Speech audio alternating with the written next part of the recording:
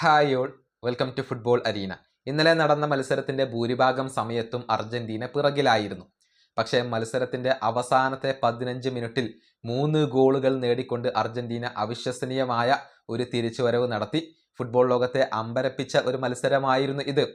തങ്ങൾ തോറ്റുകൊടുക്കാൻ മനസ്സില്ലാത്ത പോരാളികളാണ് എന്നുള്ളത് ഒരിക്കൽ കൂടി അർജന്റീന ടീം ഇന്നലെ തെളിയിച്ചു കഴിഞ്ഞു. ഈ മത്സരത്തെക്കുറിച്ച് അവരുടെ പരിശീലകനായ സ്കലോണി ചില കാര്യങ്ങൾ ഇപ്പോൾ സംസാരിച്ചിട്ടുണ്ട്. അതായത് മത്സരം എപ്പോഴും അർജന്റീനക്ക് അനുകൂലമായിരുന്നു. മത്സരത്തിൽ എപ്പോഴും ആധിപത്യം പുലർത്തിയത് അർജന്റീനയാണ്. 1-2 സമയത്ത് മാത്രമാണ് ഈജിപ്ത് വെല്ലുവിളി ഉയർത്തിയത് എന്നാണ് സ്കലോണി ഇപ്പോൾ പറഞ്ഞിട്ടുള്ളത്. അദ്ദേഹത്തിന്റെ വാക്കുകൾ ഇങ്ങനെയാണ്: ടാക്ടിക്സ് വളരെ പ്രധാനപ്പെട്ട ഒന്നാണ്. പക്ഷേ ഞങ്ങൾ ഇന്ന് കാണിച്ച ആ ഒരു സ്പിരിറ്റ്, ഫൈറ്റിംഗ് സ്പിരിറ്റ് ഇല്ലായിരുന്നുവെങ്കിൽ ഈ ടൂർണമെന്റിനോട് ഞങ്ങൾ ഗുഡ് ബൈ പറയേണ്ടി വന്നേനെ.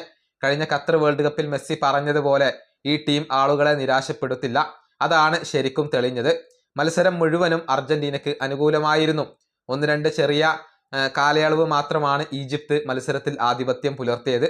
അല്ലാത്ത സമയത്തെല്ലാം മത്സരം അർജന്റീനക്കൊപ്പമായിരുന്നു. ഈജിപ്ത് നല്ല ഒരു ടീം തന്നെയാണ്. ഒരുപാട് മികച്ച താരങ്ങൾ അവർക്കുണ്ട്.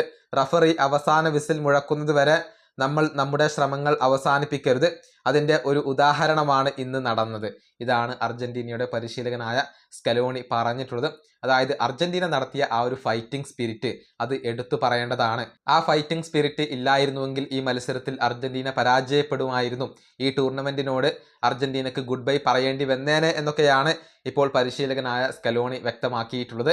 ഏതായാലും അടുത്ത മത്സരത്തിൽ സ്വിറ്റ്സർലൻഡാണ് അർജന്റീനയുടെ എതിരാളികൾ.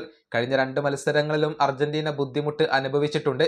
ഇനി അതൊക്കെ പരിഹരിക്കാൻ വേണ്ടിയായിരിക്കും സ്കലോണിയും സംഘവും ശ്രമിക്കുക.